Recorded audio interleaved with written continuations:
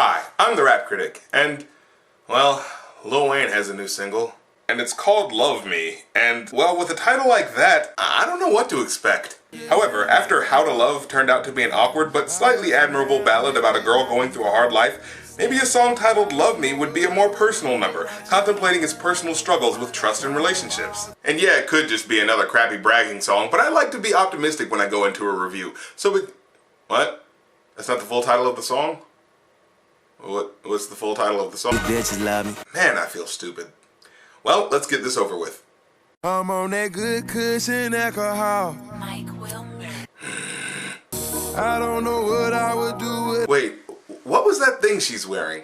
Is that a stylized version of a scold's bridle? A mild torture device that men put on women in the Middle Ages when they felt that they were talking too much? Wow, we've wasted no time getting into some pretty dark territory, haven't we? I mean, you know what? I haven't even started talking about the lyrics yet. I'm just gonna let this one go.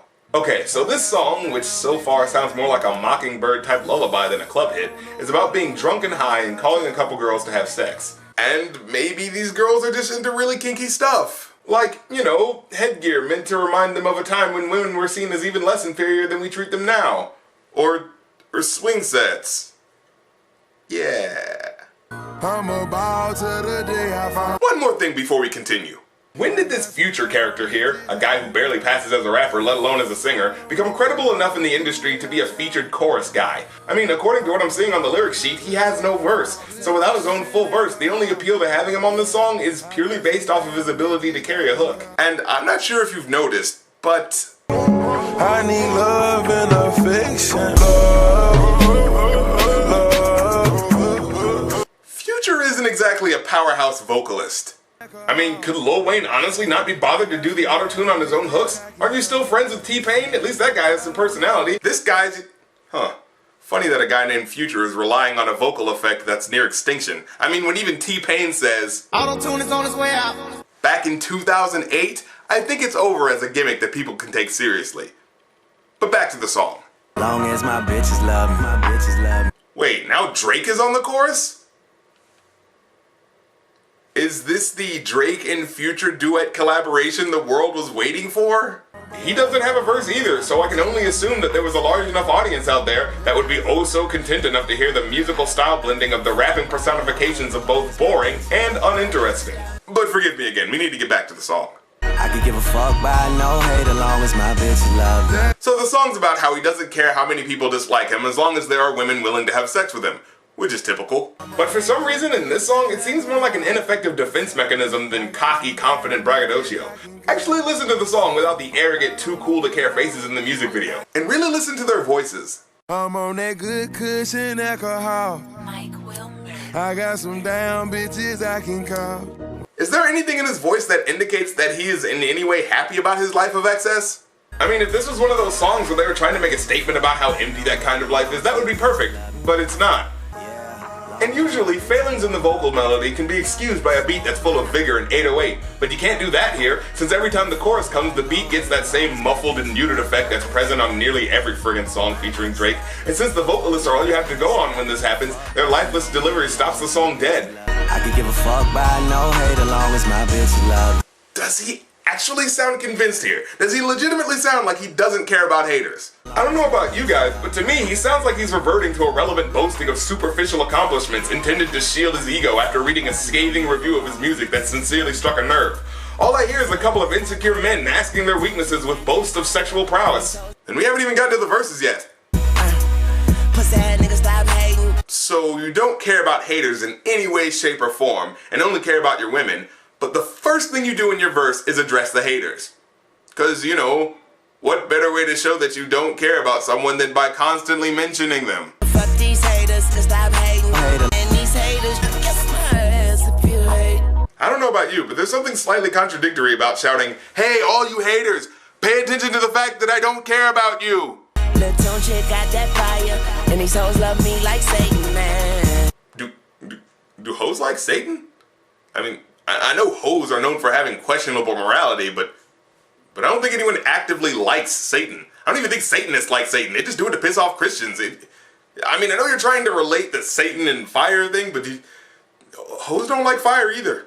And these hoes love me like Satan, man. You know, believe it or not, but some people think that this little snippet is proof positive that Lil Wayne is part of some demonic cult. And honestly, if you think some post-production CGI inspired by a barely thought out lyric is the proof you need to think Lil Wayne works for the devil, then he does work for the devil. And he's going to kill you. Yeah, fuck with me and get about it, and all she eat is dick. She's on a strict diet. You don't know how segues work, do you? I mean, honestly, what thought process takes you from, I'm going to kill you, to, this chick is all about my penis? For real, the only piece of transitional material we get is the word and. And I don't know about you, but linking two phrases together with the word and is not the same thing as a transitional phrase, and I like nibbles. She don't want money, she want the time we could spend. Yeah, okay. Lose all of your money to tax evasion and see if all your bitches still want to spend time with you. She say, I never want to make you mad, I just want to make you proud. I say, baby, just make me come, then don't make a sound. Okay. I'm trying to explain what's wrong with these lines and what disturbs me about them. Because it's not just the fact that they're objectifying the girl in question, no, that's to be expected with Wayne.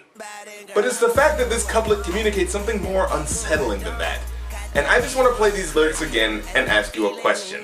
She say, I never want to make you mad, I just want to make you proud. I say, baby, just make me come, then don't make a sound. In what way does this not sound like an abusive relationship? In what way is this not a controlling sociopath dominating over a woman who's afraid of giving him any excuse to lash out in anger at her? I mean, it's not overtly stating it, but it's definitely implied. Oh, wow, that is not helping. But anyways, in his episode of Behind the Music, he had talked about how he freestyles everything because it feels more real to him, and that everything he says honestly speaks to how his mind works because of that. If this is true, it says very disturbing things about him that he considers this his honest expression of himself. And you know what? He's an artist, and an artist telling you about his perspective doesn't always have to be a positive thing. But my problem lies not in his questionable morals. Well, actually, yes it does, but it's the fact that after so many girls hear his music, and hear this song in particular, plenty of his female fans are still willing to be his groupies in late night booty calls. I mean, he's making no bones about the fact that he doesn't respect you, so at this point, if you're still trying to get with him, your motivations are probably no better than his, and I think you know what I mean when I talk about the motivations of these types of women. You know those women, always wanting to spend all of your time. She want the time we could spend. Heartless succubus. But hey, maybe he's not that bad. Maybe when he's with these women, he's actually respectful of them. I'm sorry, are there women in cages like circus animals? Yeah. So, let me get this straight. Lube Fiasco makes a song that barely charts, talking about how women should not be viewed purely as sex objects and should hold themselves to a higher standard, and he's accused of still bringing a patriarchal view on sexuality and all that stuff. But Lil Wayne has a top 10 hit with a music video where women are viewed as beasts in circus cages, with lines like, baby, just make me come, then don't make a sound. And nobody's making a stink about this. I'm not saying it should be pulled off the air or anything, I just think it's odd that a video with good intentions got crapped on, while a video that can be easily interpreted as equating female sexuality with being entertained by animals is okay. But where was I? Oh yes. So like I was saying, I'm sure in real life, Wayne is very respectful to the women. These hoes got pussies like craters. Damn. That imagery. Again, to all the women who are still wanting to have sex with Wayne, this is what he metaphorically thinks of your vaginas. So, you know, I think he's really trying to get across the point that he thinks you're all whores. Can't treat these hoes like ladies, man. Hey, who do you treat like a lady?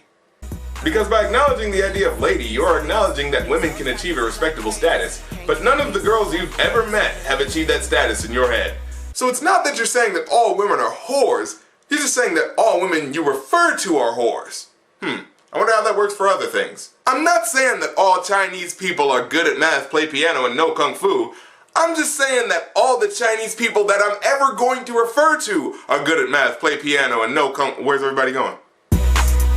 Pussy money, we codeine. Was that a lyric or just a reminder of all the topics he has to stick to? She wake up, eat this dick, call that breakfast in bed, 69.96. Wait, what did those last numbers have to do with anything? Are you saying that you and her are 69ing each other? Well, that doesn't work since you only mentioned that she's going down on you. And what is 96 supposed to mean? Do you know why it's called 69, Wayne? Because the numbers vaguely resemble two people orally stimulating each other. So what is 96 supposed to represent? Two people Facing away from each other? What are they, lying on each other's butts? That makes no sense! I feel a heartbeat. It's a little late to get romantic, don't you think? I chest to chest with this bitch. Yeah, I thought so. All my bitches love me, and I love all my bitches. But it's like soon as I come to my senses. Hold on a minute, maybe the song's trying to say something.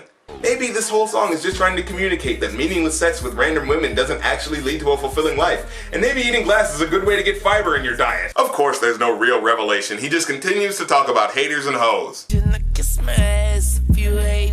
I'm getting ass, so I'm skating. Anything that keeps you from playing the guitar. Yeah, no, keep hitting those two notes, buddy. I'm sure the kids who play the beginner mode on Guitar Hero are impressed. Yeah, overall, this gets a 0 out of 5 from me. The melancholy beat sounds too dark to be a club song, which is partially what ruins the atmosphere of it, and the chorus fails to do anything that makes up for the dark tone of the beat. And his rhymes are terrible. There's no wordplay here that's clever enough to save him from being this unbearably sexist. It crosses the line of being a regular sex anthem into a grotesque assertion of male dominance, and ultimately does not make for a very good listening experience. And that's pretty much all I have to say about that. Well, I'm the Rap Critic. You don't have to like my opinion, but I don't have to like your song.